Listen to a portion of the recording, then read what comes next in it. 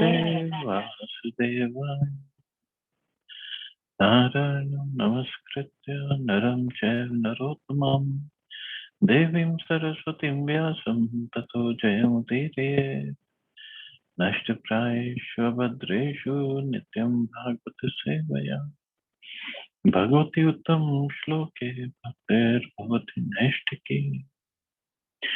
So continuing with the discussion on Srimad Bhagavatam, Canto 7, Chapter 13, the behavior of a perfect person. Text number 23 on. So Narad Muni is speaking this to Yudhishthira Maharaj. And in this chapter, yesterday we studied how Prahlad Maharaj, he went to take a tour of the universe. And he saw this saint sitting on the side and following Ajagar Vritti, means whatever comes he would eat, but still he was very fat. And Prahlad Maharaj, he just could not understand how is it so. He looked like a big saint, but at the same time, he was fat, although he was following the rule of Ajagar Vritti. So whatever Krishna sends, that's what he's going to eat, otherwise no. So he asked a saintly person, and this Brahman started speaking to Prahlad Maharaj. Tathapi brumahe prashanstav rajanyatha shrutam sambhashaniyo hi bhavan atmana shuddhimichata. My dear king, although you know everything, you have posed some questions which I shall try to answer according to what I have learned by hearing from authorities. I cannot remain silent in this regard, for a personality like you is just fit to be spoken to by one who desires self-purification. A saintly person does not wish to speak to anyone and everyone, and he is therefore grave and silent. Generally, a common man does not need to be advised. Unless one is prepared to take instructions, it is said that a saintly person should not address him. Although sometimes, because of great kindness, a saintly person speaks to ordinary man. Why? Because otherwise people might not take it properly and might commit offenses against that saintly person. That's why he should not speak to each and everybody, or at least preach, not preach to everybody. But for Prahlad Maharaj, as Prabhupada says, as for Prahlad Maharaj, however, since he was not a common, ordinary man, whatever questions he posed would have to be answered, even by a great and exalted personality. Therefore, the saintly Brahman did not remain silent, but began to answer. These answers, however, were not concocted by him. This is indicated by the words yatha shrutam, meaning as I have heard from the authorities. So he did not just speculate or make up the answers. Whatever he had heard from authorities, he is going to speak. In the parampara system, when the questions are bona fide, the answers are bona fide. No one should attempt to create or manufacture answers. One must refer to the Shastras and give answers according to Vedic understanding. The words Yatha Shrutam refer to Vedic knowledge. The Vedas are known as Shruti because this knowledge is received from authorities. The statements of the Vedas are known as Shruti Praman. One should quote evidence from the Shruti, Vedas or Vedic literature, and then one's statements will be correct. Otherwise, one's words will proceed from mental concoction. So yatha shrutam, as I have heard. Heard means, so Vedas are called Shrutis because they come in the parampara, and Vedas, the knowledge of Vedas is received like that. So if somebody quotes the Vedas or quotes the statements of the Vedas, then that's a right praman, right logic that is given, evidence is given. Trishnaya bhava vahinya yogya kamer puryaya karmani karya mano aham nana yonishu yojita. Because of insatiable material desires, I was being carried away by the waves of material nature's laws. And thus I was engaging in different activities. struggling for existence in various forms of life. As long as a living entity wants to fulfill various types of material desires, he must continuously change from one body to accept another.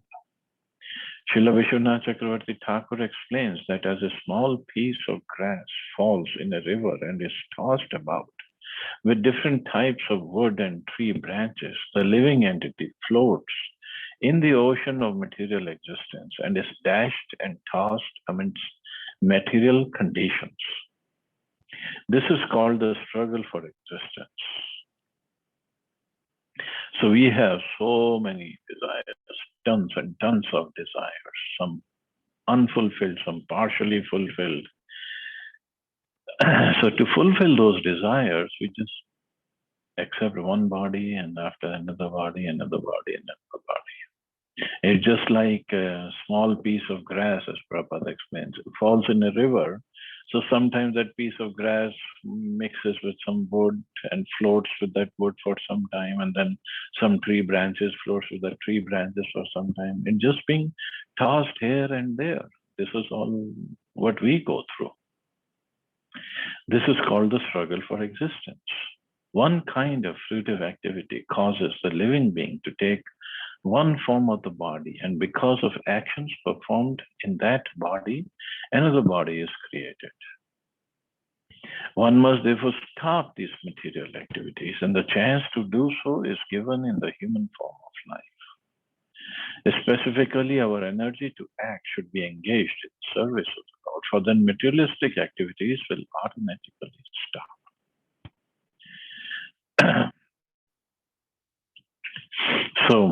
So because of these activities and desires, we create so much of karma, and then we have to take another body. And this is a proposal, let's stop this. One should stop and try to engage in the service of the Lord. Then the materialistic activities, materialistic desires will stop, and that means no more birth and death. One must fulfill one's desires by surrendering unto the Supreme Lord, for He knows how to fulfill them. Even though one may have material desires, one should therefore engage in the devotional service of the Lord. That will purify one's struggle for existence. As Prabhupada quotes Srimad Bhagavatam, a person who has broader intelligence, whether he be full of all material desire, without any material desire, or desiring liberation, must by all means worship the Supreme Home, the personality of Godhead. And how he should render service? One should render transcendental loving service to the Supreme Lord, Krishna, favorably and without any desire for material profit or gain through fruitive activities or philosophical speculation. That is called pure devotional service. So when one does that, then just like we have seen in the case of Prahlad Maharaj and Dhruv Maharaj, although Prahlad Maharaj did not have any material desires, Dhruv Maharaj did, but Krishna just fulfilled everything, gave them everything. And at that time, they didn't want anything, neither Dhruv Maharaj nor Prahlad Maharaj, but Krishna gave them everything materially and spiritually. Yadrichya lokam imam prapita karma bhir brahman Svargapavargo yordvaram tirascham punarasya cha. In the course of the evolutionary process, which is caused by creative activities due to undesirable material sense gratification, I have received this human form of life, which can lead to the heavenly planets, to liberation, to the lower species, or to rebirth among human beings. So this is a special case of human form of life where we can go up heavenly planets, or we can go beyond. We can go back to the spiritual world, or we can go down, or we can remain as a human being. All living entities within this material world are undergoing the cycle of birth and death according to the laws of nature. This struggle of birth and death in different species may be called the evolutionary process, but in the Western world, it has been wrongly explained. Darwin's theory of evolution from animal to man is incomplete because the theory does not present the reverse condition, namely evolution from man to animal. In this verse, however, evolution has been very well explained on the strength of Vedic authority. Human life, which is obtained in the course of the evolutionary process, is a chance for elevation or for degradation. If one uses this human form of life properly, he can elevate himself to the higher planetary systems, where material happiness is many thousands of times better than on this planet. Or one may cultivate knowledge by which to become free from the evolutionary process and be reinstated in one's original spiritual life. This is called apavarga or liberation. So, this human form of life, we have so many options which way we can go. It's all up to us. Other forms, there is no option, there is no choice. Everybody or every animal, bird, insect, they work according to the nature's laws, but not human beings. We have an option, we have a choice that we can make. Material life is called pavarga because here we are subject to 5 different states of suffering, represented by the letters pa, fa, ba, bha, and ma. Pa means parishram, very hard labor. Fa means fena or foam from the mouth. For example, sometimes we see a horse foaming at the mouth with very hard labor. Ba means vyartha, disappointment. In spite of so much hard labor, at the end we find disappointment. Bha means bhai or fear. In material life, one is always in the blazing fire of fear, since no one knows what will happen next. Finally, ma means mrityu or death. When one attempts to nullify these 5 different statuses of life, pa, fa, ba, bha, ma, one achieves apavarga or liberation from the punishment of material existence. So this pavarga in the Hindi grammar or Sanskrit grammar, pavarga. Varga means that category. So pavarga means we speak when we have to close our lips. Pa, fa, ba, bha, ma. So that is one category of syllables. So what Shastra say pavarga means pa, fa, ba, bha, ma, and as Prabhupada explains, pa means parishram and fa means fena, ba means vyartha or it's futile. And bha means bhai or fear of losing something. And ma in the end means mrityu. So apavarga means going beyond this. And in the material world, everything consists of this pa, fa, ba, bha, ma only.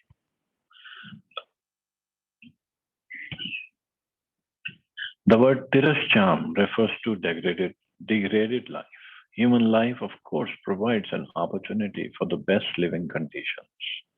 As Western people think, from the monkeys come the human beings who are more comfortably situated. However, if one does not utilize this human life for swarga or apavarga, he falls again to the degraded life of animals like dogs and hogs. Therefore, a sane human being must consider whether he will elevate himself to the higher planets, prepare to free himself from the evolutionary process, or travel again through the evolutionary process in higher and lower grades of life. And this is what we have been doing, going up and down. Brahmanda Brahmite. We have gone up and down millions and millions of times. If one works piously, one may be elevated to the higher planetary systems or achieve liberation and return home back to Godhead. But otherwise, one may be degraded to a life as a dog, hog, and so on. As explained in Bhagavad Gita, Yanti Deva Vrita Deva. Those interested in being elevated to the higher planetary systems, Devalok or Swargalok, must prepare to do so. Similarly, if one wants liberation and wants to return home back to Godhead, he should prepare himself for that purpose. Our Krishna consciousness movement is therefore the highest movement for the benediction of human society, because this movement is teaching people how to go back home, back to Godhead. but although Krishna consciousness movement, as Prabhupada said, it teaches how to go back home, back to Godhead, or how to perform pure devotion service. But again, it's all up to us, whether we want to perform pure or whether we want to have some mixture. Oh, Krishna, let me have this material thing also, and let me do some bhakti also. So then it will take time for our purification, that's all. In Bhagavad Gita, it is clearly stated that different forms of life are obtained by association with the different modes of material nature. According to one's association with material qualities of goodness, passion, and ignorance in this life, in one's next life, one receives an appropriate body. Modern civilization does not know that because of varied association in material nature, the living entity, although eternal, is placed in different diseased conditions, known as the many species of life. Modern civilization is unaware of the laws of nature. So that's the problem with the moderns. They don't know that we desire and then then different modes of material nature act upon us by the sanctioning of the Paramatma, and then we work. Then we work and we get the reactions. The modern civilization, they don't know. All they know is this life only. They don't know what was previous and what is beyond. So laws of nature are the bewildered spirit soul, under the influence of the three modes of material nature, thinks himself the performer of activities that are in actuality carried out by nature. Every living entity is under the full control of the stringent laws of material nature, but rascals think themselves independent. Actually, however, they cannot be independent. This is foolishness.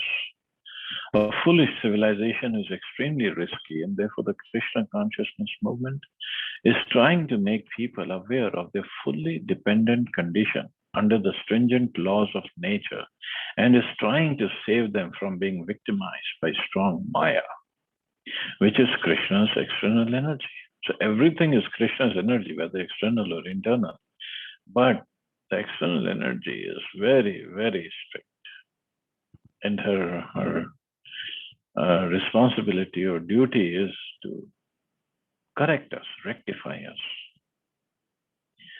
Behind the material laws is a supreme controller, Krishna. Therefore, if one surrenders unto him, one may immediately be freed from the control of external nature. This should be the aim of life, not how I can find material prosperity, material possessions, and try to just live the life of eat, drink, and be merry. That should not be the aim. But 99.9% of people are just engaged in that only. Tatrapi dampatinam cha sukhayanya anuvitte karmani kurvatam drishtva nivritto asmi viparyayam. In this human form of life, men and women unite for the sensual pleasure of sex. But by actual experience, we have observed that none of them are happy. Therefore, seeing the contrary results, I have stopped taking part in materialistic activities. So this definitely is true. Nobody is happy. Nobody is really happy here. Everybody is suffering, struggling, complaining, but still they don't want to get out of it. As stated by Prahlad Maharaj, Mathunadi, men and women both seek sexual enjoyment, and when they are united by the ritualistic ceremony of marriage, they are happy for some time. But finally, there is dissension, and thus there are so many cases of separation and divorce. Although every man and woman is actually eager to enjoy life through sexual unity, the result is disunity and distress. Marriage is recommended to give men and women a concession for restricted sex life, which is also recommended in Bhagavad Gita by the Supreme Personality of Godhead. Dharma viruddho bhuteshu. Life, the sex life, not against the principles of religion, is Krishna or Dharma. Every living entity is always eager to enjoy a sex life because materialistic life consists of eating, sleeping, sex, and fear. In animal life, eating, sleeping, sexual enjoyment, and fear cannot be regulated. But for human society, the plan is that although men, like animals, must be allowed to eat, sleep, enjoy sex, and take protection from fear, they must be regulated. That's the whole purpose of human life. The Vedic plan for eating recommends that one takes yajna shishta or prasad, food offered to Krishna for sacrifice. In material life, one commits sinful activities, especially in eating, and because of sinful activities, one is condemned by nature's laws to accept another body, which is imposed as punishment. Sex and eating are essential, and therefore they are offered to human society and the Vedic restrictions, so that according to Vedic injunctions, people may eat, sleep, enjoy sex, be protected from fearful life, and gradually be elevated and liberated from the punishment of material existence. But if we just engage in the four activities that animals also do, then we are living like animals only. And then we will be degraded to animalistic life. Thus, the Vedic injunctions for marriage offer a concession to human society. The idea being that a man and woman united in a ritualistic marriage ceremony should help one another advance in spiritual life. So this is the whole idea of marriage, not just to have unrestricted sex life. How to advance, how they should help each other advance in spiritual life. Unfortunately, especially in this age, men and women unite for unrestricted sexual enjoyment. Thus, they are victimized, being obliged to take rebirth in the forms of animals to fulfill their animalistic propensities. The Vedic injunctions therefore warn Nayam Deho Devahaja. One should not enjoy sex life like hogs and eat everything, even to the limit of stool. A human being should eat prasad offered to the deity and should enjoy sex life according to the Vedic injunctions. He should engage himself in the business of Krishna consciousness. He should save himself from the fearful condition of material existence. And he should sleep only to recover from fatigue due to working hard. The learned Brahman said that since everything is misused by fruitive workers, he had retired from all fruitive activities. So, because we are misusing all these facilities given to us by Krishna, and that's why we are unhappy. Everybody is unhappy. Nobody is happy. Even though people, because of their pious activities, they must have earned millions and millions and millions of rupees or dollars, but still happiness is not there. Just a comfort of or satisfaction of, oh, I have so much. That is there, but happiness is not there.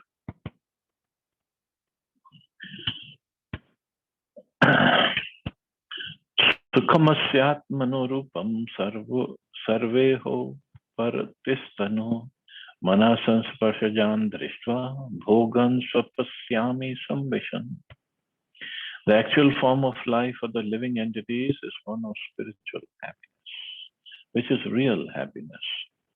This happiness can be achieved only when one stops all materialistic activities. Material sense enjoyment is simply imagination. Therefore, considering this subject matter, I have ceased all material activities and I'm lying down here. The difference between the philosophy of the Mayavadis and that of Vaishnavas is explained here. Both the Mayavadis and Vaishnavas know that in materialistic activities there is no happiness. The Mayavadi philosophers, therefore, adhering to the shloka Brahma Satya Jagana Mithya, want to refrain from false materialistic activities. They want to stop all activities and merge in the Supreme Brahman. According to Vaishnava philosophy, however, if one simply ceases from materialistic activity, one cannot remain inactive for very long. And therefore, everyone should engage himself in spiritual activities, which will solve the problem of suffering in this material world. So even if we stop material activities, stop engaging in all these materialistic activities, the desire to enjoy material life is not gone away. Even though one understands that this is not good for me, but the desire does not go away. And that can only go away when engages in higher spiritual activities. Give a higher taste, then the lower taste will be gone. It is said, therefore, that although the Mayavadi philosophers strive to refrain from materialistic activities and merge in Brahman, and although they may actually merge in the Brahman existence, for want of activity, they fall down again into materialistic activity. Why? Because soul is very active. It has to do some activity. It cannot remain without activity. Thus, the so-called renouncer, unable to remain in meditation upon Brahman, returns to materialistic activities by opening hospitals and schools and so on. Therefore, simply cultivating knowledge that materialistic activities cannot give one happiness, that one should consequently cease from such activities is insufficient. One should cease from materialistic activities and take up spiritual activities. Then the solution to the problem will be achieved. Spiritual activities are activities performed according to the order of Krishna.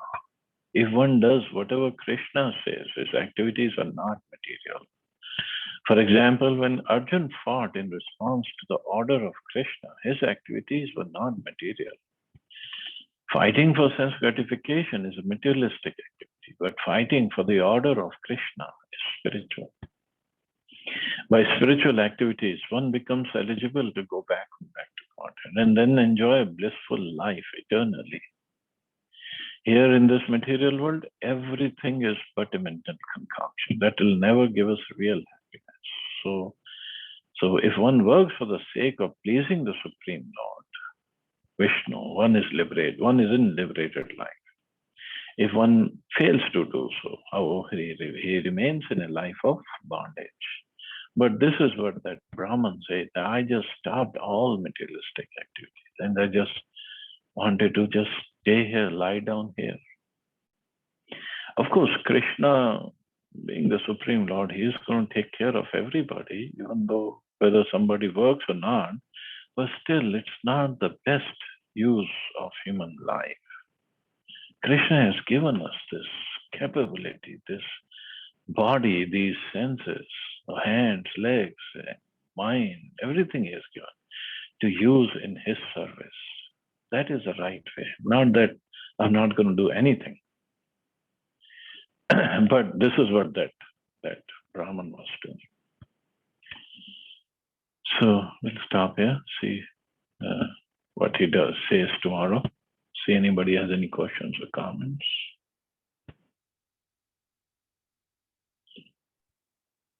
Hare Krishna, Prabhuji.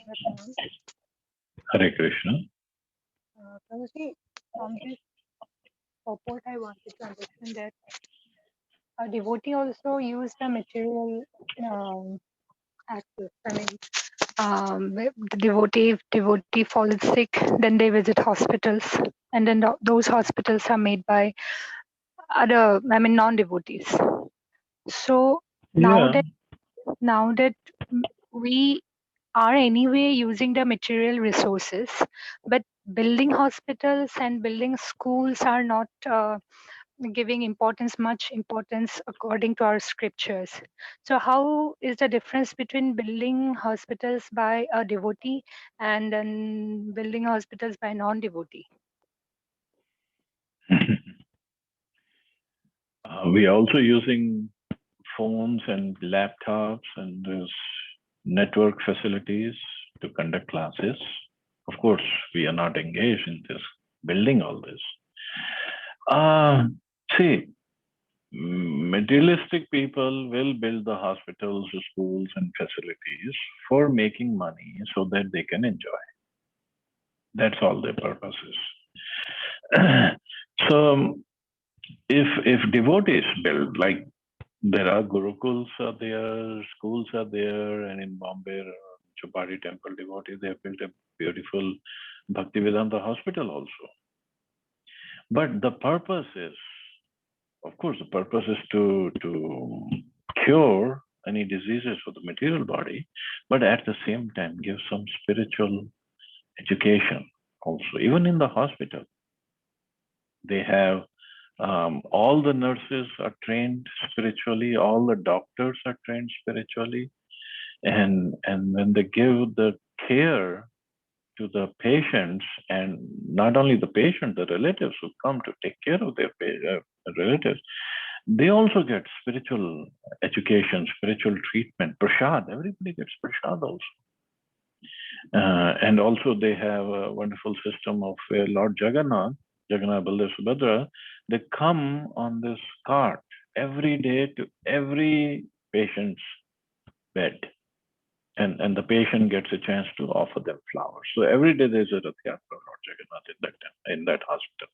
So whether the person is Muslim or Hindu or whatever, doesn't matter. They get a chance. If they want to, yes, they can go ahead. And from whatever I have heard, even Muslims, when they come to get treatment over there, they love to serve Jagannath that way. So the purpose is completely different. Yes, Prabhuji, understood. So isn't it that devotees should even also try to build more like that spiritual hospitals and spiritual schools, also besides preaching and all?